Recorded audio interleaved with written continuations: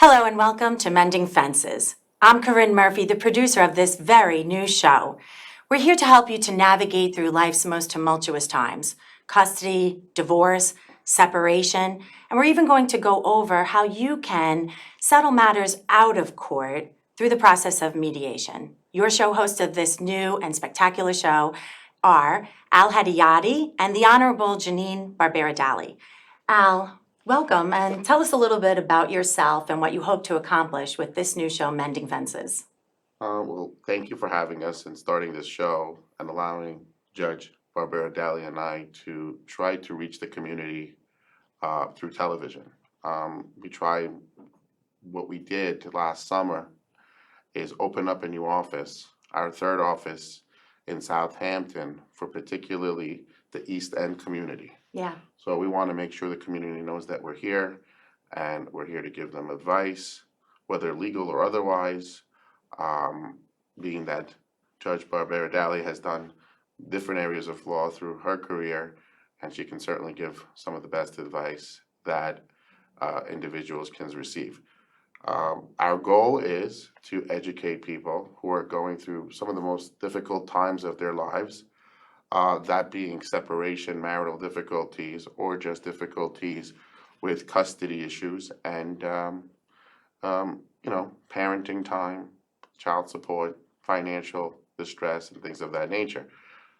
We always, and we'll get into it, I'll let the judge speak as well, but we always recommend trying to work things out in a collaborative way so that you try to avoid the courts. Yeah. And it's not that the courts can't make the decision, it's that first and foremost, they're inundated with so many cases. And second of all, and more importantly, you shouldn't leave the decisions about your family to be left in the hand of a third party who is not the most familiar person. And judges will tell you that mostly on the first date of court, if you end up going in that direction. So what I'm doing, and the judge will say it as well, I'm just repeating what judges say. And Right. most of the judges in Suffolk County, most of the judges in Nassau County, and the rest of the state. That's been my experience. But we're happy to be here, and we just want to make sure that the community can use our services. Oh, most definitely. And we have free consultations for a reason. There's no strings attached, even if you just wanted to find out about your rights. And we'll get into it. I'm Definitely. gonna let the judge speak because I there's love so how much to talk about. I love how you say, let the judge speak. That's a different spin, I'm sure, for you, Honorable Janine Barbera-Dalli. But first, I just want to inform the viewers about really who you are. You're a father and a businessman. You're very passionate about the community. You're just such a generous and philanthropic man. But tell us a little bit about your background, if you could, so people really get to know who you are, the Al Hedayati that you are, and maybe what brought you into getting Before into... we go to the judge? Yeah, can we do it? Yeah, it's gonna take a few minutes. Well, you are, yeah, of course. So I was in finance background, okay, and I was working at a firm in the city after law school. So before I worked in finance at JP Morgan Chase, before I even went to law school, and then went to law school. Then when I got out of law school, I worked at a corporate firm. I didn't feel accomplished because dealing with was major financial transactions, but I won't go into the details. I didn't feel accomplished, and I didn't feel like I'm fulfilling. I wasn't passionate about it. Wow. And I had worked for a divorce and matrimonial attorney in California and some in New York. And I decided that perhaps that's the area that would fulfill me the most, because in many ways you feel like you're helping people. Most If definitely. they seek your advice and they listen. That's a challenge, but that challenge, it makes you feel good when you feel like you have a family that sticks together. Right. At the end of the day, just because two parents have decided that they're going to get separated or divorced, the children really have nothing to do with it. So I say this to all my clients. I actually, even though I represent you, my priority is your children. And unless there is some egregious conduct, I'm a big proponent of a 50-50 or shared parenting, so parents stop fighting over the kids. Yeah. Where who's going to pay support, it always becomes a financial decision when the kids don't want to be put in the middle of it. Sure. So I tell my clients, your kids are my priority, even though you're my client. And unless I see something that's so egregious, And there are examples, drug and alcohol addiction and other, extreme corporal punishment, things of that nature, or negligence by a parent, then, there's no reason why two parents shouldn't share the time if their work schedules allow them. Well, But really quite refreshing, Al, to hear an attorney say, number one, right away, we suggest 50-50, and we try to settle these matters out of court. That's really extremely refreshing to hear from an attorney, because many times it feels that attorneys are just trying to keep you in court, keep you to be. it's not easy to get my clients to agree to it, but at the end of the job, at the end of the day, it is my job to try to explain to them, look, I have clients that come in, their work schedule doesn't allow it, but they're trying to get more time just to get out of paying child support. Is that really what's in the best interest of the kids? Right. And I have to explain to my client, it's not the end of the world. You're gonna be the, for example, if the father is the non-custodial parent, guess what? You're gonna get the weekends, you're not taking the brunt of the work, so that you're gonna be happy, the kids are gonna be happy to see you.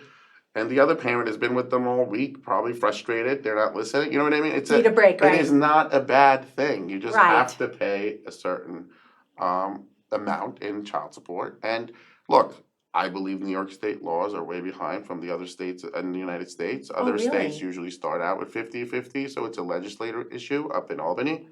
But I'm not there where I have the time to be in Albany and trying to advocate a position. I think most judges are now trying to push parties to do this. Right. But a judge ultimately, my understanding, and we have a judge right here, Yeah. is they have to if you go to court and if you leave it in the judge's hands, they're going to have to determine one parent to be the custodial and the other non-custodial, just to determine what the child support is gonna be. Mhm. But I see more and more judges in Nassau and Suffolk County especially, starting to push the clients, and unless there is a real reason, why don't the two of you agree to it? So that it leaves it out of my hands, basically, the judge who says all the time, that every judge that I've met with and have been before, they regularly say, don't let me make the decision because I'm a stranger in your family. Right. You see what I'm saying? Yeah, So definitely. they really want parties to work it out and put the kids' interest first and stop acting litigious, and we'll get into mediation and Yeah. how we try to resolve these issues outside of court all the time. Yeah, definitely. We need to get into that, and I love where you're going with this. It certainly is refreshing. Let's get to you, the judge, as Al so affectionately calls you, the judge, and a lot of us do, because you've created really quite a name for yourself. But Janine, if we may, the Honorable Janine Barbera-Dalli, if you would you please tell us a little bit about yourself and how you aligned yourself with Al? Well, I recently retired from the court system, as you're aware, and I practiced matrimonial law on my own private practice for 30 years before I was elected to the district court bench. So I do have some criminal background as well as matrimonial experience. And one of the challenges, actually, and I wanted to touch on what Al just said, that attorneys have is that we have clients coming to us that say, I just want the judge to hear my side of the story. The judge will side with me, I know it. And one of our biggest challenges is to explain to them, the judge does not want to hear from you. The judge wants you to decide what's best for your family. As a judge, I know, I would say the last thing I want to do is make decisions for people I don't know. And I would try to impart that to the defendants and the people and the litigants who would come before me. So I think that's one of the biggest challenges we have. The other thing is, like Al said, in many other states, mediation is the first step. You must attend mediation. I did a case once in California, and the judge didn't even want to hear from us, sent us right to a mediator, and then basically rubber stamped whatever the mediator's suggestion was. So we are very different than a lot of other states out there. And I think the mediation process becomes very important. We're moving in that direction. Now the courts do have some mediation sessions that many of the judges require that you attend at least one session. I know when I joined Al's firm as of counsel, one of the things I mentioned to him is that I really would like to do mediation completely. And he said, well, we always suggest it, so that would be great. And I think that mediation can work in 98% of the cases. The cases where they can't work are the cases where there is domestic violence or abuse. Then that becomes a problem, and you might have to go to the courts for intervention. But besides that, I think mediation in 98% of the cases can settle them. So I don't know if this is a question that either you could really answer without the parameters or details of a case, but how come we hear of some cases that are in court for 5 and 10 years? I mean, it seems absolutely insane, especially with a law firm like yourself saying, let's sit down and go over this first, or suggesting mediation first. How come there are some cases in matrimonial court where we see them in for so long? What are the reasons that it would drag on? It's really dependent. Each case is very fact specific. Right. You know, if it's a domestic violence issue, I have cases where it's been dragged out by opposing counsel because the father is not allowed to see the kids. So he has every interest to drag it out, even though he's not really putting that family in the interest of the kids. Look, kids get older, they're gonna blame one parent if one parent was the wrongdoer. And I always tell them, be careful what you wish for, because at the end of the day, kids are always gonna gravitate towards both parents. It's just a matter of time. So if you're being a bad actor and acting in bad faith as a parent, it's going to come back to haunt you, because those kids will have extreme resentment. I've seen it. I've been doing this now long enough to see the minute you turn 17 and 18 as a child and you become an adult, you're going to basically find out a little bit more about what may have transpired through your parents' separation or divorce. And one of the things I encourage people to do, even though there may not be a chance for them to win in court, is there's still a value to filing certain applications, just so in the future your kids know that you fought for them and put the facts in writing under the penalty of perjury. And if the time ever comes, because the lies never stop by one side or both, you just show them the papers, and I think that speaks volumes for an adult child. I'm talking about if they're in their 20s. I don't encourage it, but if someone has been so alienated from one parent, whether that's the mother or the father, you know, when that person hasn't been a wrongdoer, what is that person supposed to do? Not attend the child's wedding and important, you know, future events. And I've seen it be very effective, and then the children usually have extreme resentment from the parent that was partaking in the alienating conduct. Interestingly enough, Al, you've touched on something for me personally, because I was alienated, I felt, but later learned that really, you know, my father really didn't fight for me. And it is true then, I do, you know, carry some resentment to that. So I think that's very important for your listeners to hear, that parents do push to see their children. It is, I think, very important. Well, we always tell our clients, we can't guarantee an outcome. Right. And we're not the judges, we're just advocates for your side of the story. Sometimes we file applications where, and very rarely, because people don't always have the funds, right? It's about resources, it's about what's going on in a particular case. But if there's alienation, and you have to understand, the courts are listening to children way too much these days, which, again, something I'm totally against. But when kids are 12, 13, 14 years of age, courts are not going to interfere with their wishes. They're represented by AFCs, or attorney for the children, and they're there to represent exactly what the kids want. Guess what the kids want? Right. As little discipline as possible, as little structure as possible. Right. Their freedoms, they're teenagers. Right. And guess what? So they get away with that, but it's really the demise of families as we know it. Because Right. when parents cannot be parents at such young ages, like 12, 13, 14, when it's probably the most difficult years of parenting and going through the side effects of divorce, I see this being extremely problematic by listening to kids alone. Because, and look, the courts really, they put their hands up. What is a judge supposed to do? Right. The judge is supposed to go against the wishes of a child who says, no, I want to live with my mom, or I want to live with my dad. It's very difficult. It's not an easy task by judges. But that's where the courts are geared to making decisions in that way, because it's very hard to also tell a 12, 13, 14-year-old person who does it, they're going to kick and scream and not Right. go. You know what I mean? It's not something that's within the control of the lawyers, the judges, or the courts. It really becomes a parenting issue, which if people act in good faith, they would encourage the relationship with the other parent, whether custodial or not custodial. Today's your Sure. mom's day. You're going to your mom's house. You're not going to sit in the basement and play video games. Right. I mean, it's parenting more than anything else. Yeah, most definitely. And courts really enforce some parenting classes before, when there are custody issues, but there were a lot of issues. Right. And again, I don't like empowering children, because they always take the the place that they can party, stay up all Easy night, rap. not their homework. And guess what they're gonna be, how are they gonna be good members of society? I just don't see it happening. Good point. I have a little bit of another take on this. I found in the courts that the reason most of these perpetuate is because of money. I mean, the other things come into play, don't get me wrong, Al is absolutely right, but I think the root of it is money. It's because somebody doesn't want to pay child support, or somebody thinks they should get more child support, or somebody thinks there's a business and they should get more of that business.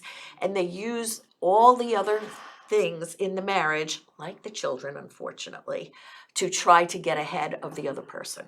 Right, sure. So it all comes down to really to finances. And when you have a client like that, that seems to be manipulating the system, Your Honor, do you advise them or stop it and advise them to Absolutely. not take that direction? When I was representing women, I would say to them, I know that you say you were the custodial parent, you did everything, he worked a full-time job, but don't you think you need a break too?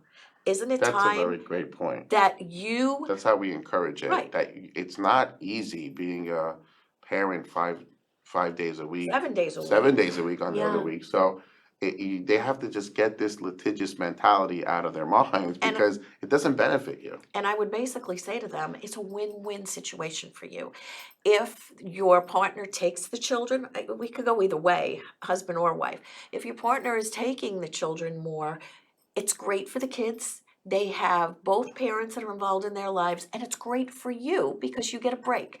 And if your partner doesn't take the kids, then you're nowhere worse off than you are now. Right. Your position is that, I want to keep them with me, I do everything with them. So what's the disadvantage of offering the 50%? And 50% is kind of like a weird number. 48%, 46%, Yeah, because it whatever. never equals that. No, it doesn't. And it depends on everybody's work schedule. Like Al said, if you're working, you can't have the kids. So, and this one's at home, so they'll have the kids. Or, you utilize babysitters.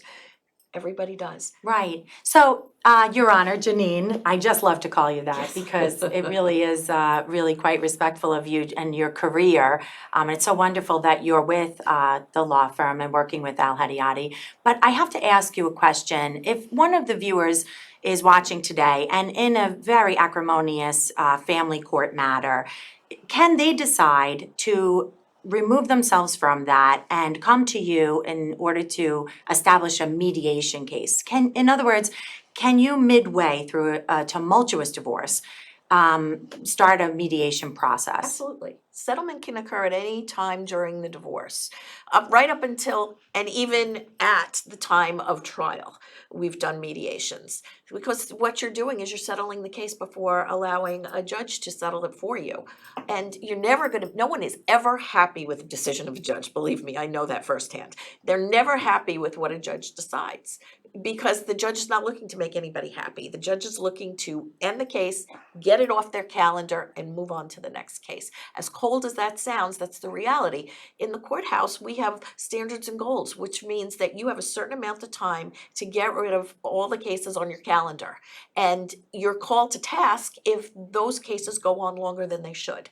So a judge is there to move the case along. That's their goal.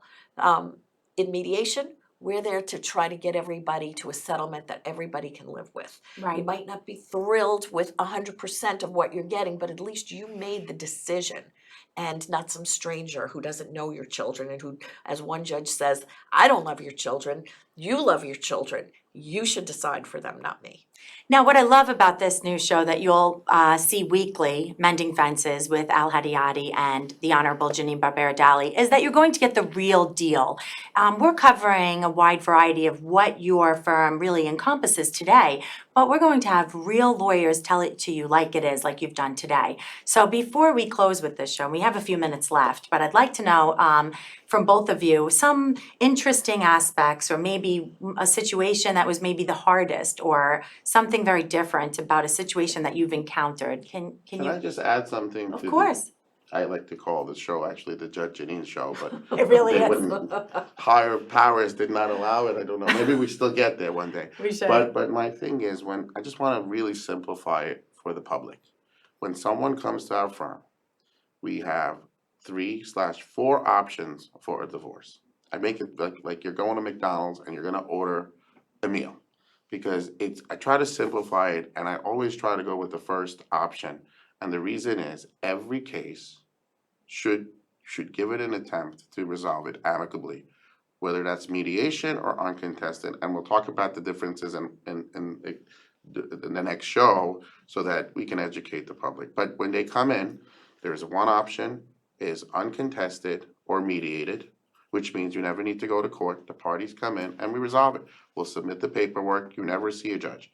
Second option, unfortunately, if there are financial issues and you have to protect transfers of accounts, then you want to file as soon as possible and have that person served.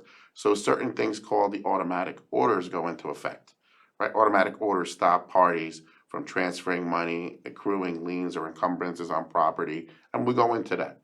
The third option, which is 5% of the time, very little, it's domestic violence cases, and if we already know certain wrong acts are occurring, we want to file the divorce with an emergency application to put those facts in front of the judge immediately. So you'll be in court very quickly, within a week or two. The point is, I tried, that last option is 5% of the time. I try to do 3 out of 4 cases with the mediation and the uncontested, because if it doesn't work out, you can always go to the next level, and it's the most cost efficient for the people. So I give them these options because they know their lives best. They know what their husband or their wife is doing. They know if their accounts are in jeopardy. The reason I give those options is because whether you make $10 million and you have $100 million in your account, or you're barely making ends meet, the numbers don't change. Our retainer amounts do not change. Right. So the reason I say it is so they're comfortable enough to share their finances with me, because the number won't change. There are Right. attorneys out there that if you tell them you have $1 million in your account, the retainer will be a much higher number. I'm not like that. The firm is not like that. Right. So the numbers are always the same. Now, can you mix and match? Like, I'm going through the drive up for divorce that I say, number one, supersized, like, what do you say? So maybe we can explain this better. What does uncontested really mean? Uncontested, first of all, mediation, when the judge is your mediator, it means she can't necessarily represent you filing the paperwork. She's going to be there to sit between the two spouses and really determine what they're entitled to and what they can have based on what they disclose to the judge as far as their assets and liabilities, right? When you come in and say, I want an uncontested, that means now you're hiring the firm to represent you. So we would be plaintiff's counsel if the other side has not yet filed. And now you're represented. Now the other spouses, and it really doesn't make a difference because I don't lie, cheat, or steal, or else there would be plenty of reports about me duping one party into signing an agreement. No, the two spouses come in together for just purposes of filing the paperwork, then we do it as an uncontested, but it's very similar. That's why I say mediated / but sometimes people like the word mediation. Mhm. And I understand why, because they want to really keep the attorneys and the courts out of it, but it's fine. So we do the mediation and someone else will do the paperwork to submit it, because if you put the mediator hat on, I know some attorneys do it, we don't do that, then you can't really be the one that puts spin papers as far as I represent the plaintiff or I represent the defendant. But these are technicalities. The point is, we encourage it. We want 3 out of 4 cases, we start that way. And in the event it doesn't happen, you can always go to the next level. You said something funny about supersizing it or not. Sometimes we go with the second option, we file and we serve. And the reason I want the case to still be resolved, but I'm kind of worried about the finances. Let's say parties have a joint account with $20,000 in it, right? The banks, it's a joint account. The wife can go withdraw the entire $20,000 the next day. The husband can do that the minute he's served, right? Right. So I want to serve him to stop that. But the other thing you can do to protect that is just be fair and reasonable. If it was an account accrued, just take half of it, leave the other half for the other spouse, because the money could be gone. And then, we have a lot of situations where the parties are like, we don't have any more funds, these things happen. And again, it's very case specific. And I mean, it's really something that I think the judge agrees with, right? Did I say anything? No, you just No, didn't it's leave okay me to any disagree. time to tell me my favorite story. Oh, tell us your Roll, favorite roll, story. roll, We have a roll. minute left. I had a client come in to me, she was on the steps of foreclosure. Okay. Right. And everybody said, oh, you'll never get it. You'll never get it stopped. You'll never get it stopped. I did a very quick order to show cause. Everybody laughed at me. All the attorneys laughed at me when we got into court.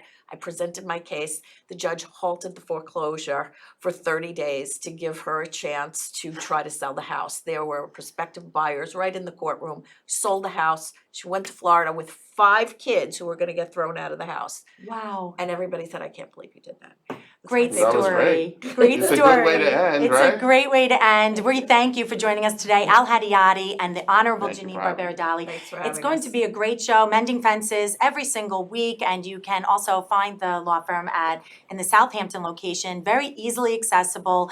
And every show we're going to be delving into grandparents' rights and family law matters, separation, custody, divorce, and of course, mediation, which we learned today is the #1 thing that you recommend, which I love about you guys.